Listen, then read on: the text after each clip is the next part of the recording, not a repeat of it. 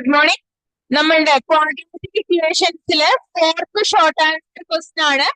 നമുക്ക് ഈ നമ്പേഴ്സിന്റെ പ്രൊഡക്റ്റിന്റെ greatest value ആണ് ചോദിച്ചിരിക്കുന്നത്.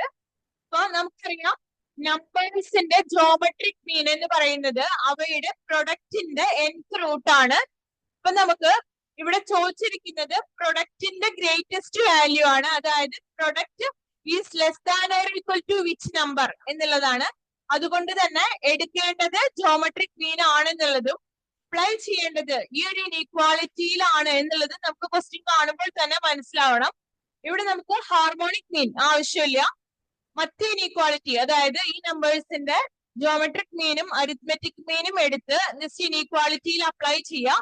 അപ്പൊ നമുക്ക് വരുന്നത് 1 + 1 + 1 3 വരും. 3 - a + b + c വരും, which is 1. So we get this gm is less than or equal to 2/3 വരും.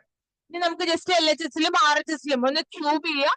അപ്പൊ നമുക്ക് വരും 1 - a × 1 - b × 1 - c is less than or equal to 8/27. Okay, which is our required answer.